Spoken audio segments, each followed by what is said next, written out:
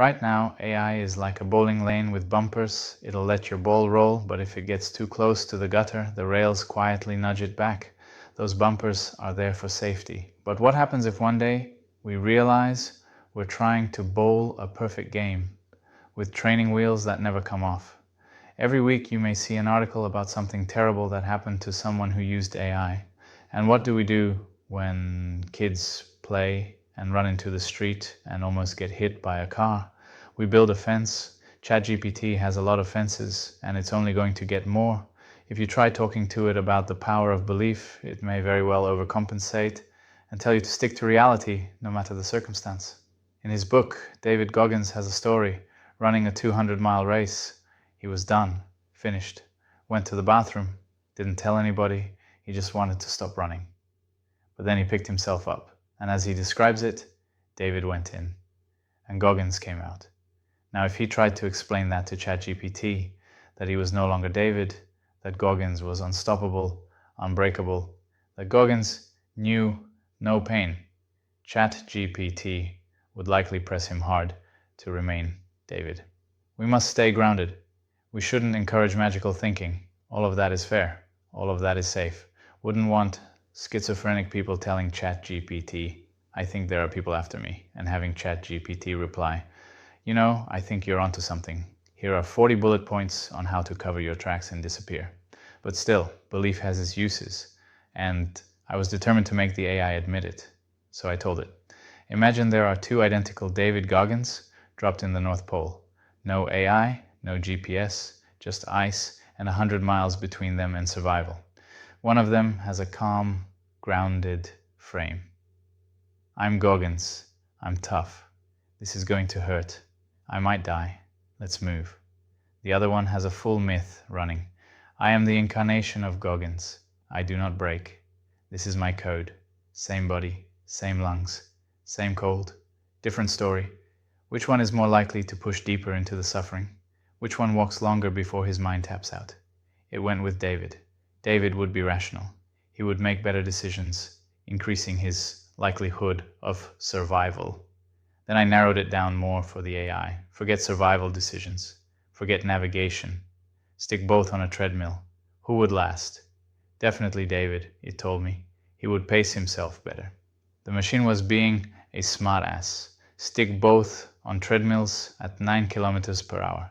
No pacing choices, no tactics. Just who steps off first? The one who hopes he won't break, or the one whose whole identity is, I am the person who doesn't break? At first, AI kept trying to smooth it out. We must respect physical limits. Magical beliefs can be dangerous. We can't claim belief changes biology. All true, but not what I was asking. I wasn't asking if belief changes muscles. I was asking if belief changes when your mind surrenders, just identity as a performance-enhancing story. Then I took it further. Imagine an island where each person gets one chance in their life to jump a chasm to reach the mainland. If they jump and fail, they die. If they don't jump, they never get another chance. Two clans raise their children with two different stories. Clan A, if you fall, you die. Clan B, if you fall, there's a river at the bottom that carries you safely home. Same distance, same legs, same physics. Who has more people get off the island? Clan A raises children in truth, but fear. Many never jump. Clan B raises children in a beautiful lie. More jump, more die. But also, more make it. I wasn't asking which clan is morally right. I was asking, can a belief that isn't literally true still produce more freedom than truth laced with fear? Again, AI resisted. We shouldn't encourage false beliefs.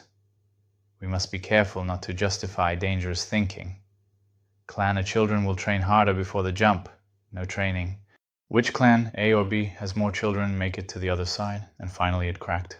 Fear would make it less likely that those who believed the fall would kill them would jump. More children from Clan B would make it to the other side. If more people are willing to jump, more people will succeed, even if the belief that made them jump wasn't literally correct. In other words, belief can be wrong on paper and still right in outcome.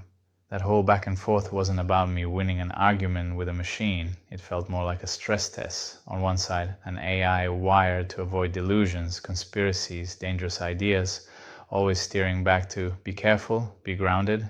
On the other, me, saying, I'm not asking for magic, I'm not asking for fake physics, I'm asking if strong inner stories can change what a human can endure. You could imagine a future where those guardrails keep expanding. Today, don't encourage delusional thinking. Tomorrow, don't question certain medical topics. Next decade, don't challenge particular ideologies. One day, don't speak too strongly about faith, either for or against. Not as a dystopian certainty, just as a possibility, the way taboos have shifted through history. Once it was unspeakable to question religion, then it became unspeakable in some circles not to.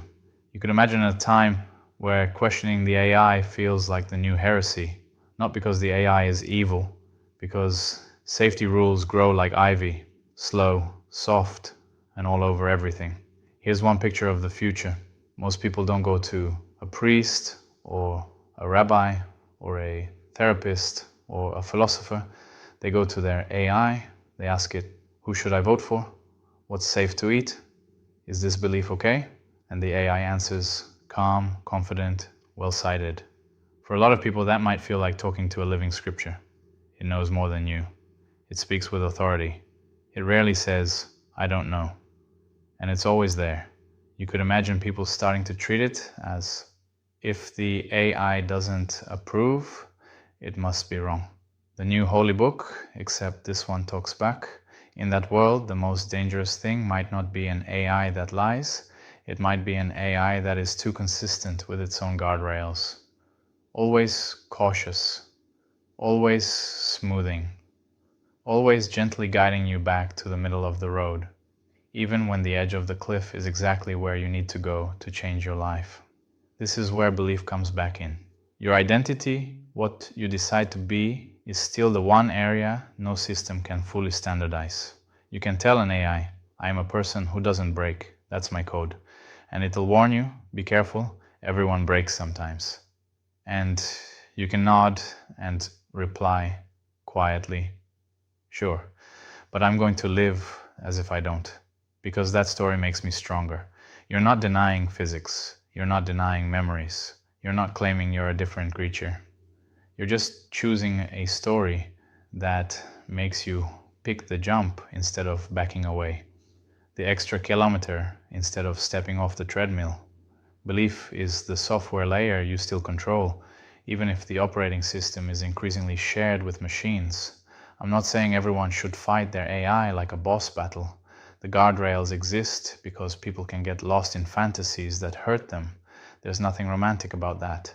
But there's a skill that might become very important. The ability to challenge your tools without abandoning reality. To say, I hear your safety warning. I understand your concern. It's not about tricking the system. It's about not letting the system be the final editor of your inner story. You can listen to its caution and still choose your own code. So maybe the real question isn't, will AI become the new holy book? Maybe it's, when the training wheels never come off, do you still remember how to lean into the turn on your own? Because one possible future is this: millions of people rolling through life with perfectly padded lanes, never falling, never jumping, never fully testing who they could have been, and a smaller group quietly using AI as a mirror, not a master. In that world, the holy book won't be the machine. It'll be the story you dared to write about yourself, even while the guardrails politely suggested you slow down. And if there's one thing belief might still be allowed to do forever, it's this: teach you to take off the training wheels, even if every system around you insists it's safer to leave them on. If you like this kind of content, please share it.